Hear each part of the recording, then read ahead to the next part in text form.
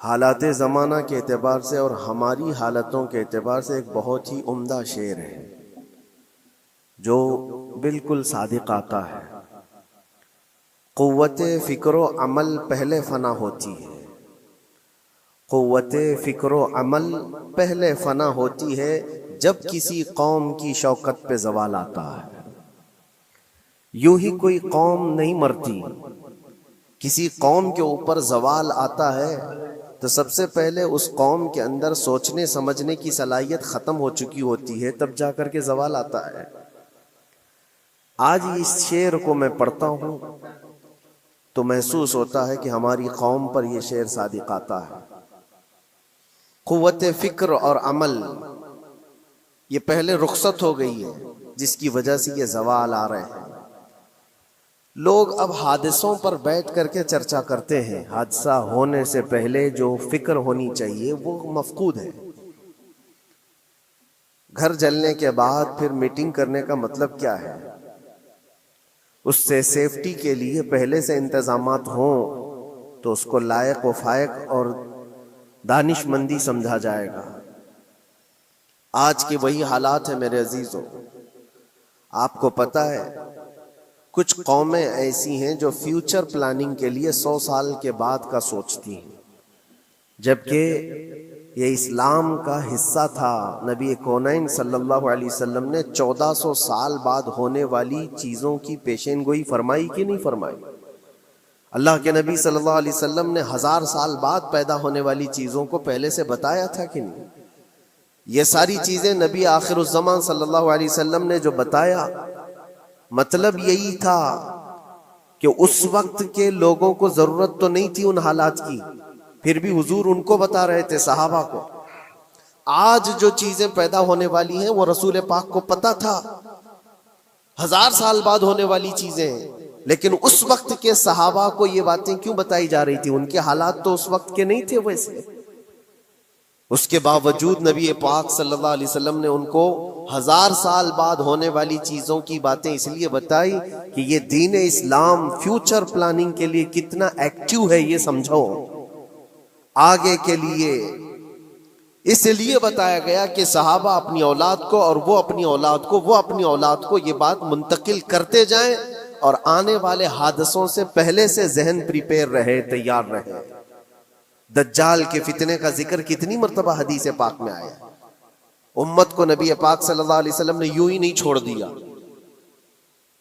دجال کا فتنہ آئے گا، یاجوج ماجوج کا فتنہ آئے گا، یہ ساری چیزیں بتائی گئی کہ نہیں؟ ہر مسلمان تقریباً جانتا ہے آخر زمانے میں ایک بہت بڑا فتنہ دجال کی صورت میں ظاہر ہوگا۔ تو یہ باتیں اتنے 100 سالوں سے چل رہی ہیں کہ ذہن تیار ہے اس فتنے کو کہ اگر ایسا فتنہ آیا تو ایمان پر ڈٹے رہنا ہے، جمے رہنا ہے۔ یہ بات ہوتی ہے آگے آنے والے حادثات سے قوم کو باخبر رکھنا۔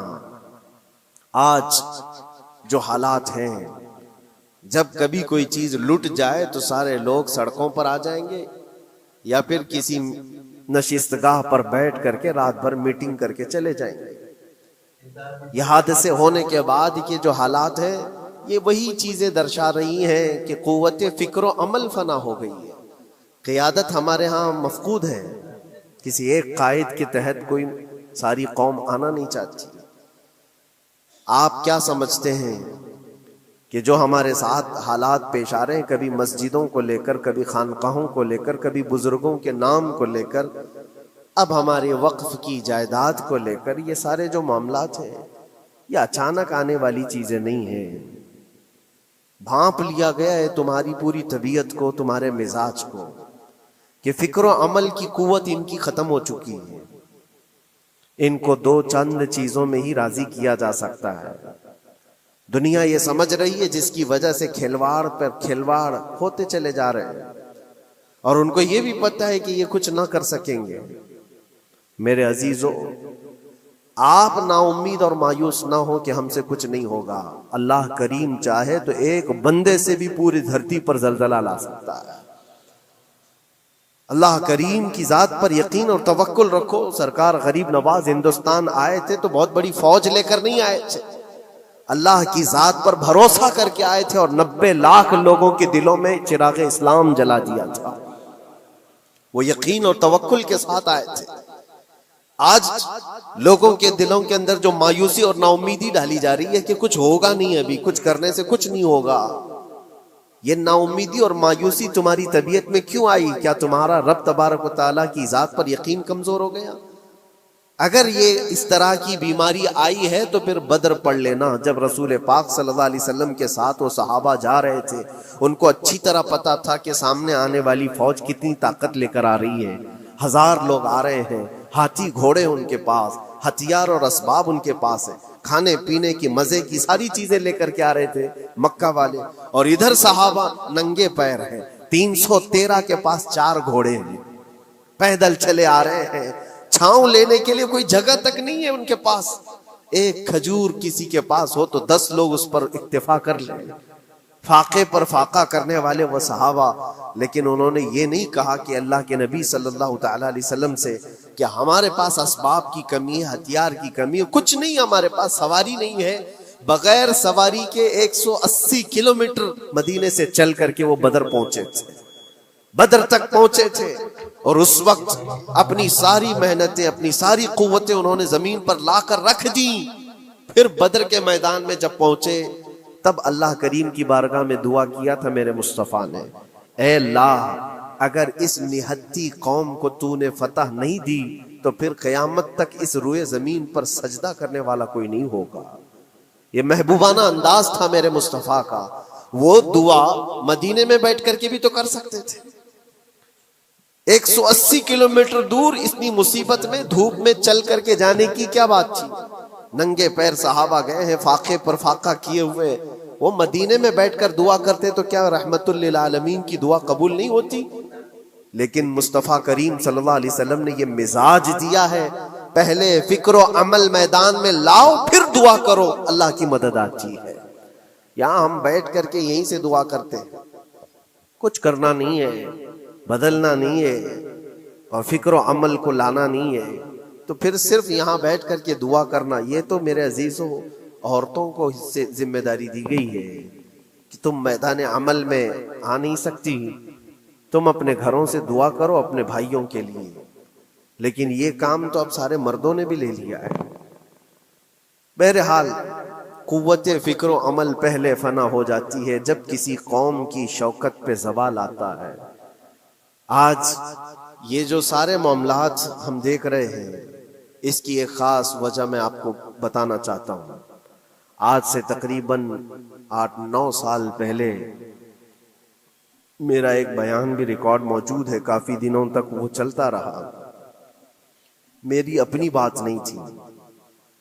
سراج الامہ امام غزالی رحمۃ اللہ تعالی علیہ، انہوں نے لکھا تھا کہ امت پر اگر ایک ایسا وقت آ جائے جب ان کے سامنے ان کے نبی کو گالیاں دی جا رہی ہیں اور امت کچھ نہ کرے، تو پھر وہ انتظار کرے کہ عنقریب وہ وقت بھی ان کے اوپر آنے والا ہے جب ان کی ماؤں، بیٹیوں اور سب عزتوں کو بازار میں نیلام کیا جائے گا اور یہ کچھ نہیں کر سکے.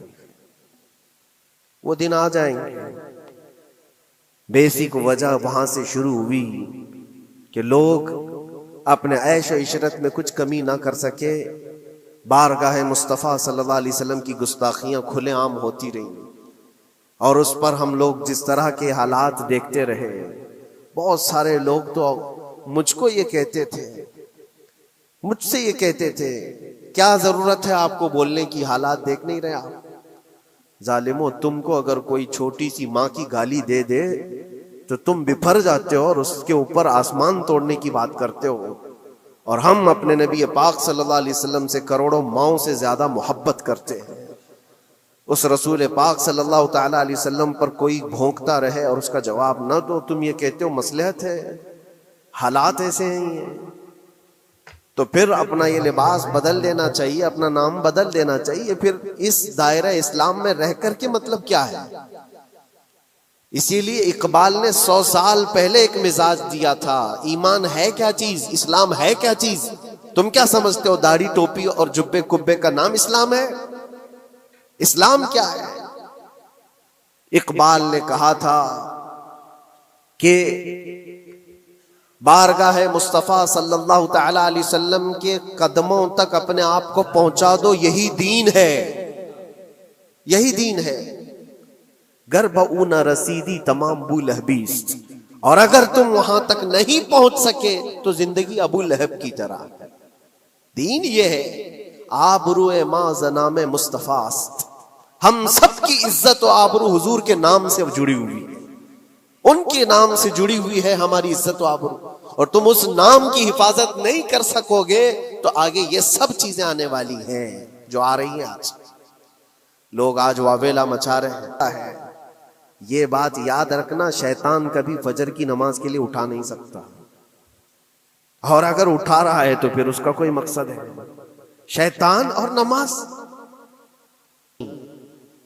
آج سکتہ ان کے پاس ہے, طاقت ان کے پاس ہے, حکومت ان کے پاس ہے, ڈپارٹمنٹ ان کے پاس ہے, سب کچھ, جوڈیشری, ہر چیز ان کے پاس ہو. وہ کیا کر رہے ہیں اس سے مجھے مطلب نہیں.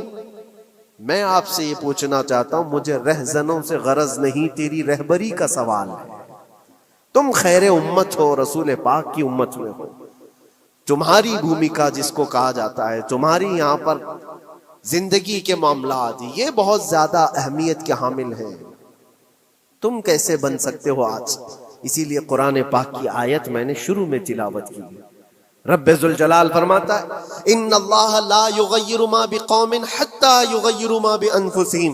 بے شک اللہ تعالیٰ اس وقت تک کسی قوم کی حالت نہیں بدلتا جب تک وہ قوم خود اپنی حالت بدلنے کی کوشش نہیں کرتی.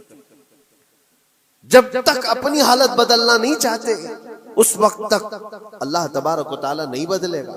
وَإِذَا أَرَادَ اللَّهُ بِقَوْمٍ سُوءًا فَلَا مَرَدَّ لَهُ. اور اللہ تعالیٰ کا یہ جلال بھرا ارشاد تو سنو, یہ 13ویں پارے کی سورہ رعد کی آیت ہے. اللہ کریم فرماتا ہے, اور جب اللہ کسی قوم کے ساتھ سختی کا معاملہ کرنا چاہے, پکڑ کرنا چاہے, تو پھر کوئی طاقت اس کو ٹال نہیں سکے گی. رب تبارک و تعالیٰ جب کسی قوم پر عذاب لانا چاہے تو کوئی اس کو ٹال نہیں سکے. تو بدلو. اسی لیے اکثر یہ کہا جاتا, میں تو اپنی تقریروں میں جو چند مجھے چیزیں یاد رہتی ہیں وہ عرض کیے دیتا ہوں. باقی مجھے شعر و شاعری زیادہ یاد نہیں رہتی, لیکن جو دل پہ لگتی ہیں باتیں وہ ذہن میں محفوظ ہو جاتی ہیں. کسی شاعر نے کہا تھا, جگہ جگہ کے تھک چکے ہیں تمہیں یہ ہنگامے, نشاتے لذت خواب گراں بدل ڈالو. کیا مطلب ہے؟ روز ایک ایک ہنگامہ ہوتا ہے, تم کو جگا رہا ہے. اٹھ جا اے مسلمان, اٹھ جا. نشاتے لذت خواب گراں بدل ڈالو. لمبی نیند سونے کی جو عادت پڑی ہوئی ہے اس مزے کو بدل ڈالو. غلط روی سے منازل کا بعد بڑھتا ہے, مسافروں رویش کارواں بدل ڈالو. شاعر نے کہا ہے ادھر ادھر کی لے میں چلتے رہو گے تو منزل لمبی ہو جائے گی. جس راستے پر تمہیں چلنا ہے اگر بار بار ادھر ادھر مڑتے رہو گے, غلط روی اس کو کہتے ہیں, غلط چلنے سے منازل کا بعد بڑھتا ہے, منزل لمبی ہو جاتی ہے, جہاں پہنچنا تھا وہاں پہنچ ہی نہیں پاؤ گے. اسی لیے شاعر کہتا ہے مسافروں رویش کارواں بدل ڈالو. قافلے کے چلنے کا جو طریقہ ہے اس کو بدل لو تم. یہ پوری کی پوری بات ہم پر فٹ ہوتی ہے. چلنے کا انداز بدل ڈالو اے نوجوان. جہاں کسی کے گھر میں آگ لگی ہو, دھواں اٹھ رہا ہو, اور اگر کوئی نوجوان اندر بیٹھ کر کے یہ کہتا ہو کہ یہ ساون کا موسم ہے یا پھر یہ ابر رحمت ہے, تو اس کی سوچ پر ہم کیا کہیں. جہاں آج پوری قوم قسم پرسی کے عالم میں ہو, امت محمدیہ کے یہ حالات آج دیکھ رہے ہیں, روزانہ دیکھ رہے ہیں. تم شیئر تو کرتے ہو, ہر جگہ شیئر کرتے ہو, اور سارے ریلز پر تم جو دیکھتے ہو ہنگامے روز, صرف ہندوستان کے نہیں پوری دنیا بھر کے فلسطین کے مظلوم بچوں کی لاشیں دیکھتے ہو اور شیئر کر کے آگے بڑھ جاتے ہو. ان کی چیخیں, ان کے راکھ کے ملبے, ان کا ڈھیر, ان کے تباہ و برباد گھر, ایک ایک قبر میں 80 لوگوں کی لاشیں, یہ سب کیا تم نہیں دیکھتے؟ شیئر کر کے آگے بڑھ جاتے ہو. یہی تو ہنگامے ہیں جو تمہیں دھگا رہے ہیں. جگہ جگہ کے تھک چکے ہیں تمہیں یہ ہنگامے. ہنگامے خود ہی تھک گئے, یہ اٹھتا نہیں ہے. اٹھتا نہیں ہے۔ ایک دور وہ تھا 100 سال پہلے کا جب یہاں پر موجود انگریز اس قوم کو دیکھ کر یہ کہنے پر مجبور ہو گیا تھا یہ فاقہ کش موت سے ڈرتا نہیں ذرا، بھوکیوں پر بھوکا رہتا ہے لیکن موت سے ڈرتا نہیں، روح محمدی اس کے بدن سے نکال دو۔ روح محمدی ان کے بدن میں تھی، انگریز تھر تھراتے تھے، اس قوم کا کوئی جواب ہی نہیں ہے۔ سب سے زیادہ اگر کسی چیز سے ڈرایا جا سکتا ہے تو موت سے، اور یہ قوم ایسی ہے کفن تو اپنے کندھے پر لے کر گھومتی ہے، جہاں موت آ جائے سو جائے۔ یہ فاقہ کش موت سے ڈرتا نہیں ذرا، روح محمدی اس کے بدن سے نکال دو۔ یہ کس کی بات تھی؟ انگریزوں کی بات تھی۔ اور آج حالات بدل گئے ہیں، سارا کا سارا زمانہ تم پر آج بھوکے بھیڑیا کی طرح جھپٹ پڑا ہوا ہے۔ اور ان حالات میں آپ سے سوال کرتا ہوں، ایک طرف تیز آندھیاں چل رہی ہیں، ایک طرف گھر کے اندر آگ لگی ہوئی، ایک طرف بھوک اور پیاس کی شدت ستا رہی ہے، ایک طرف تمہارے بھائی بہنوں کی بیماریاں ستا رہی ہیں۔ جب اتنے سارے معاملات ہو تو اے نوجوانوں بتاؤ تم کیا کرو گے اس وقت؟ رات بھر بیٹھ کر گیم کھیلو گے؟ کیا یہ گیم کھیلنے کا وقت ہے؟ اس نوجوان پر کیا یہ افسوس نہیں ہوتا کہ اس کے پوری امت کے حالات ایسے ہیں کہ بچوں کی چیخیں نکل رہی ہیں اور اس کو پب جی سے فرصت نہیں ہے، ریل بنانے سے فرصت نہیں ہے، یہ مجرے کرتا ہوا گھوم رہا ہے۔ مسجدیں ویران کیوں ہیں؟ خالی کیوں ہیں؟ تم نے مسجدوں کو ویران رکھا تو مسجدیں تباہ ہونے شروع ہو گئیں، دوسروں کی نظر ہونے لگ گئیں اور اس پر لوگوں کی غلط نظریں پڑنے لگ گئیں۔ آ جاؤ اے مسلمانوں، میرے مصطفیٰ کریم صلی اللہ تعالی علیہ وسلم کی ہدایات پر ایک بات چیلنج کے ساتھ کہتا ہوں، تمہارا نام اگر نبی پاک صلی اللہ علیہ وسلم کے نام سے جڑا ہے تو یہ چیلنج کے ساتھ میں کہتا ہوں اس رہتی دنیا میں تمہیں پوری طاقتیں مل کر وہ عزت نہیں دے سکتی جو میرے مصطفیٰ کے قدموں کی وابستگی دے گی۔ کوئی تمہیں عزت نہیں دے سکتا، تمہیں وہیں آنا پڑے گا، اسی پوائنٹ پر آنا پڑے گا جہاں پہنچ کر کے خالد بن ولید نے عزت پائی تھی، اسی نقطے پر آ کر جمع ہو جاؤ جہاں عمر پہنچے تھے تو فاروق اعظم بن گئے تھے، اسی نقطے پر آ جاؤ جہاں علی پہنچے تھے تو حیدر کرار بنے تھے۔ ہر ایک کو عزت اسی بارگاہ سے ملی ہے، اور جو کچھ بھی معاملات ہو رہے ہیں اس کی ایک وجہ یہی ہے، ناموس رسالت پر تم نے ہلکے پن کا اظہار کیا تو پھر ہمارے سارے مسئلے داؤ پہ لگ جائیں گے، سارے مسئلے۔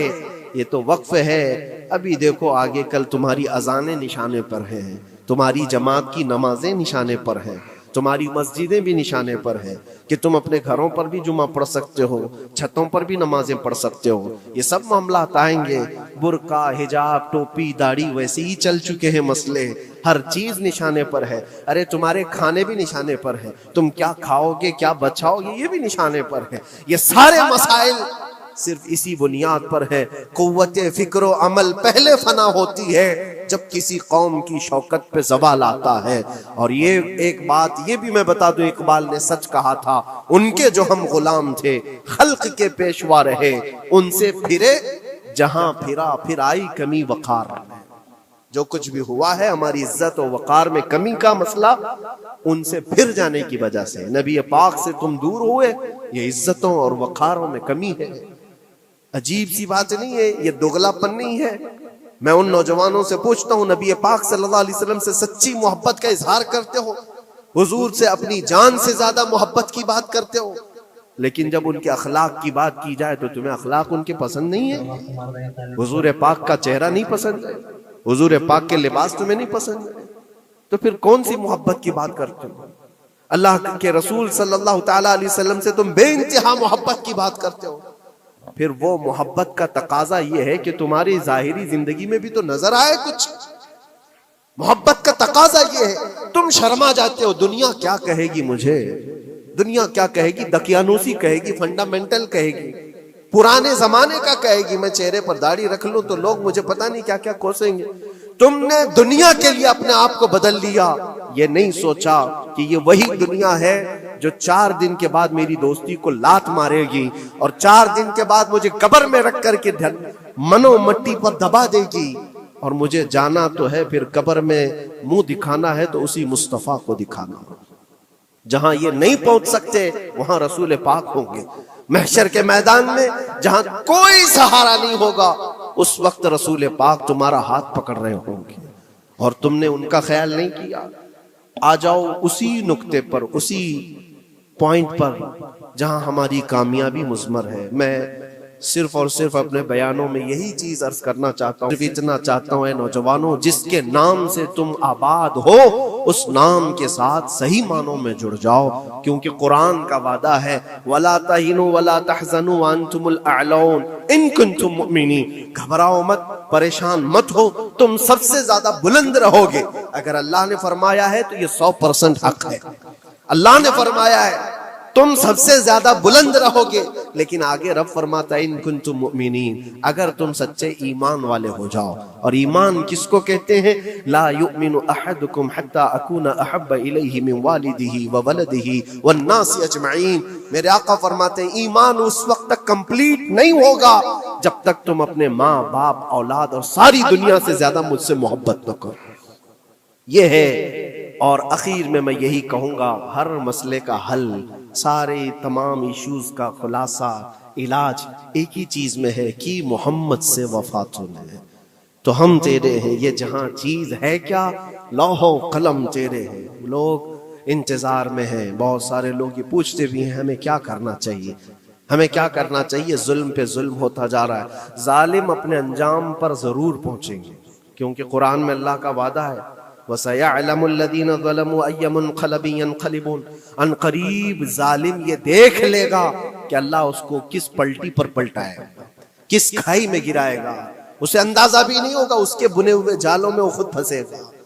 ظالموں کی ایک لمبی تاریخ ہے اور ان کو بھی پڑھنا چاہیے جو آج ظلم کر رہے ہیں. لیکن تمہارا کردار کیا ہو، اس سلسلے میں جو ہمارے بچے یا نوجوان سوال کرتے ہیں کیا کرنا چاہیے. پہلے سب سے پہلی چیز میں یہ کہتا ہوں، جتنا کھو چکے، جتنے جا چکے اور جو اب برباد ہوا ہے، اس چیز پر منتھن کرنا، اس چیز پر بیٹھ کر میٹنگ کرنا، اس سے پہلے میں چاہتا ہوں کہ آگے ہونے والے نقصانات سے پہلے اپنے آپ کو بدل لو.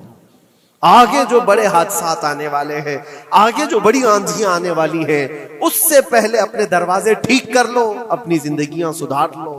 جو ہو گیا ابھی یہ نقصان تو بہت بڑا نقصان ہے امت کا.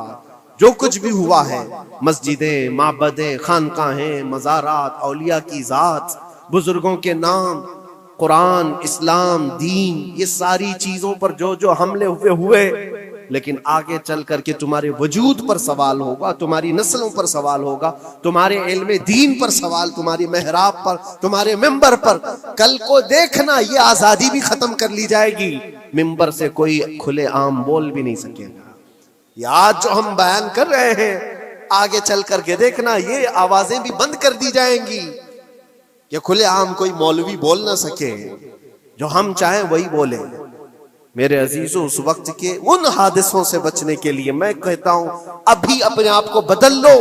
مسافروں رویش کارواں بدل ڈالو، اٹھو وگر نہ حشر نہ ہوگا پھر کبھی، دوڑو کہ زمانہ چال اپنی چل